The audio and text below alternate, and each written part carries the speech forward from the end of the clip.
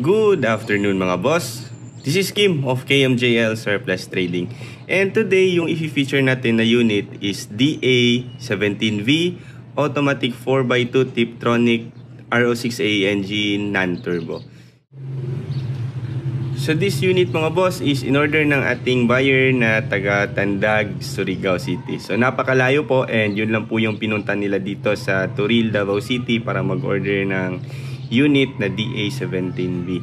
So shoutout po kina Sir Joel Vertudaso and Ma'am Ria Cabrera of AOT Group of Companies. Maraming salamat po sa mga patuloy na nagsusuporta at nagtitiwala sa KMJL Surplus Trading. Tapusin niyo po yung video para malaman ninyo yung kabuuan, details and price ng ating unit. And sa mga bago pa lang po sa ating YouTube channel, please like, subscribe, and click the notification bell para lagi po tayong updated sa ating mga panibagong video. So this unit mga boss is DA17V Automatic 4x2 Tiptronic RO6A engine non-turbo straight seat, hindi po siya power window. So i-release natin to today and ibabiyahe nga nila Sir Joel Vertudaso and Ma'am Ria Cabrera pa uwi ng Surigao sa may Tandag. So ayun, yung order nila is basic finish na DA17V. So from basic finish, umabot po siya, nagpa-add po sila ng wrap around tint, touchscreen stereo 9 inches, and water temperature gauge. So si water temperature gauge is napaka useful talaga lalo't long drive. So papakita ko lang po yung ating interior. Yung interior niya mga boss, since from basic finish, wala po talaga silang mga upholstery.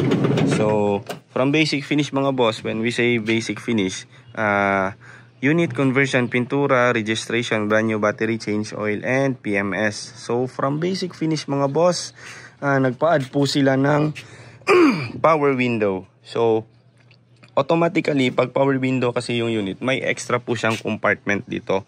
So pwede naman, ina-allow naman natin dito sa aming shop na magpa-add ng power window kung sakaling meron kaming vacant unit na power window. Tina-transfer po namin yung mga door pads or door sidings and yung ceiling para malagay po itong ating compartment. So depende na lang po sa availability. So nagpa-add po sila ng power window, nagpa-add sila ng water temperature gauge, and 9 inches Android touchscreen stereo or infotainment. So aside from that, nagpa-add din po sila ng wrap around 3M tint. Ayan. So lahat po ng tint namin is 3M tint sa harap. So meron po siyang magic tint. Ayan.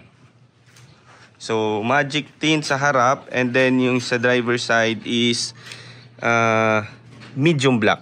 So yung kailangan kasi medium black yung ating tint sa front, since yung vision natin dito sa ating side mirror.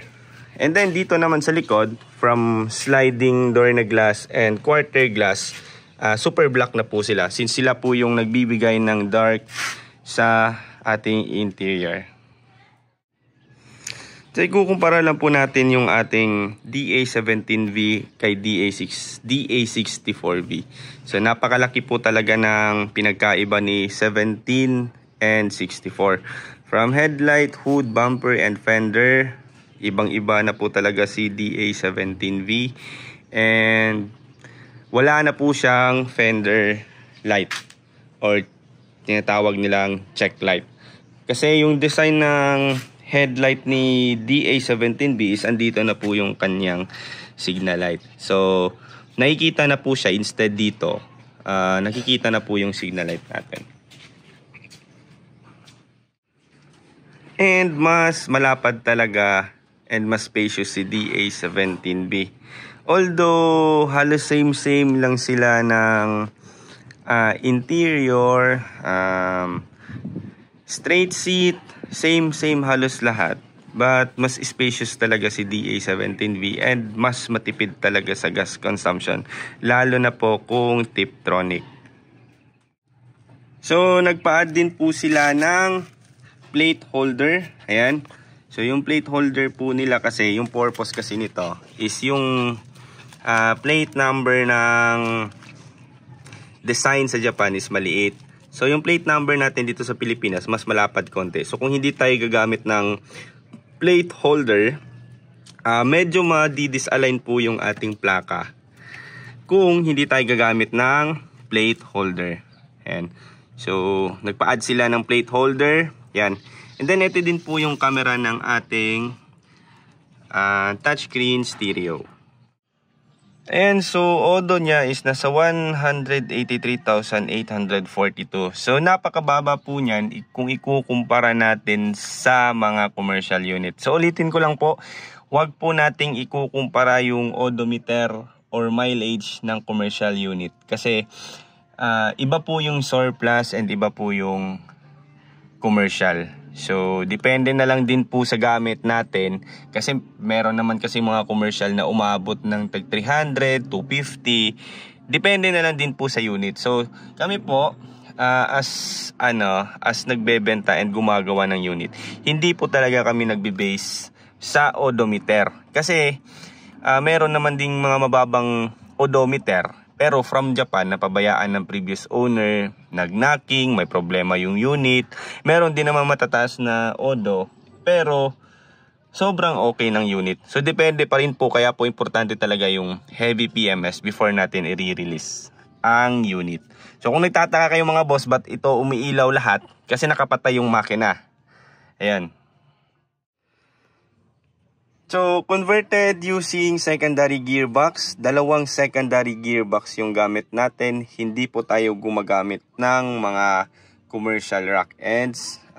Depende na lang po sa pagkagawa. Meron din namang mga gumagamit ng commercial rack end na maayos din yung gawa. So, sa amin po, yung specialty namin or mas convenient kami sa secondary gearbox. Ayan. So, ito po yung kanyang switch ng aircon. Mga thermostat ng aircon, pero hindi na po ito gumagana. Ayan. So sa amin po, yung conversion namin from dito na shifter, kino-convert talaga namin dito. Kasi halimbawa, converted yung unit natin, yung ating shifter is andito. So yung switch ng aircon, eto, andito talaga yung original. Tapos ito dito talaga from Japan. So halimbawa lang andito tayo, nagmamaneho tayo. Malayo kasi yung shifter, mas pabor sa passenger side. Kasi andito yung driver side dati sa Japan. So kino-convert talaga natin para at least magmukhang commercial yung ating unit. Kasi madalas mga boss, ito lang din naman yung basehan ng pagka-surplus Pagka yung mga surplus units like halimbawa lang Toyota BB, instead na dito yung kanyang shifter, andito siya. Kasi nga surplus. Yung mga Nissan Cube. Yung Pajero naman, yung shifter niya, andito lang sa gitna. Pero yung button is andito. Pipindutin mo. Ganyan. So, surplus pa rin. Kasi yung commercial kasi dito na side yung shifter niya. So dito ka pipindot. So dito naman, aside from gusto natin na magmukhang commercial or yung parang aura niya commercial, mas convenient naman talaga i-drive kung andito yung shifter natin. So meron po kasing mga ibang nagko-convert na hindi nila kino-convert yung shifter. So dito po sa KMJL Surplus, kasama po tong shifter natin, kasama sa bayad, kasama sa package. Wala pong additional na bayad. So Japan steel rims and tires po yung kinabit natin since ito po yung package ng basic finish and hindi po sila nagpa-add ng brand new rims and tires. So lagayan niya ng mga jack mga boss, dito. Ayan. Ito yung kanyang tie range, dito yung kanyang partner ng jack and yung ating jack is andito sa loob. So i-open mo lang to. Ayan. Ayan po yung jack.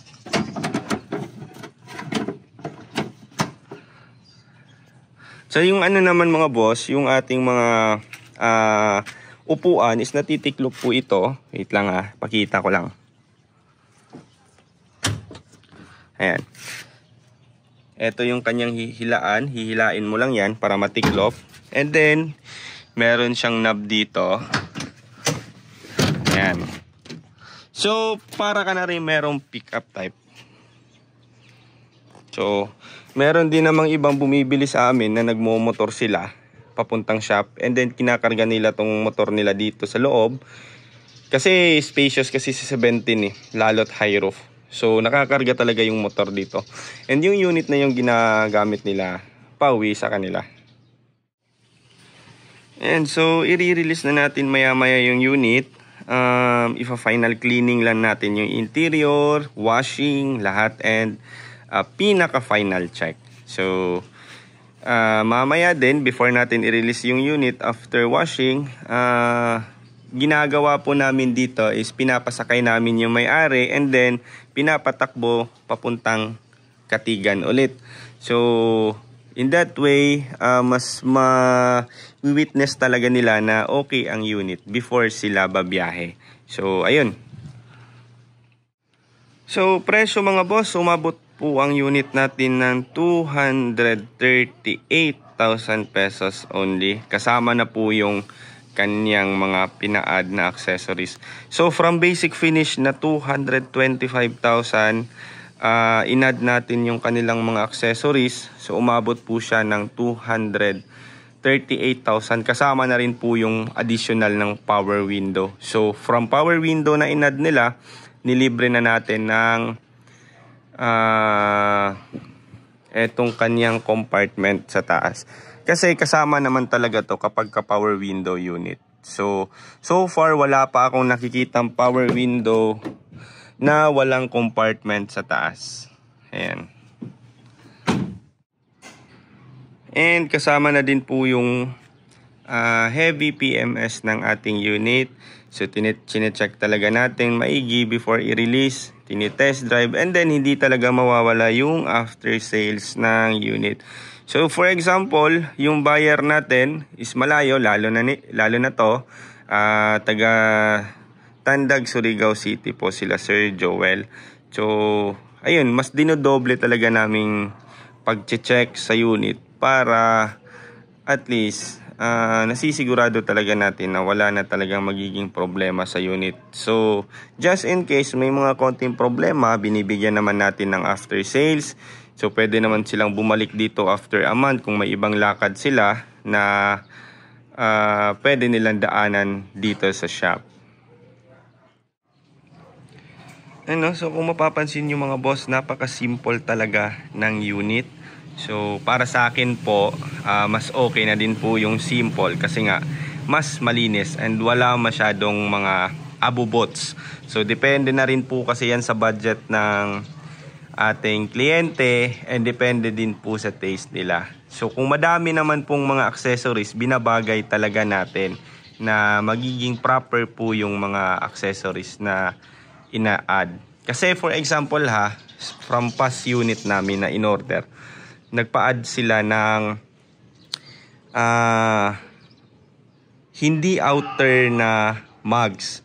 So ni-request nila magpalagay daw ng fender flare, which is pares po kasi yon ng outer rims. So sabi ko wag na nating ilagay si fender flare since hindi naman outer yung ating rims na nilagay. Plus gusto pa nilang i-lift up. So kung mag-lift up kasi sila, papasok na kasi tayo sa off-road setup. So dinidiscourage ko talaga yung mga ganyan mga boss. Kasi nagiging improper kasi yung tema ng ating unit. Ayan. So yung color natin is army green. Nagustuhan kasi nila yung color ng unit na release natin last month sa Luzon, which is army green din yung color. So ni-request nila from rose gold, ipa-army green na lang daw. So ayan, ito yung color ng ating army green. And sa mga gustong magpa-quotate po, message lang po kayo sa KMJL Surplus Trading. And mabibigyan po kayo agad ng mga presyo. Depende po sa mga accessories package na gusto ninyo.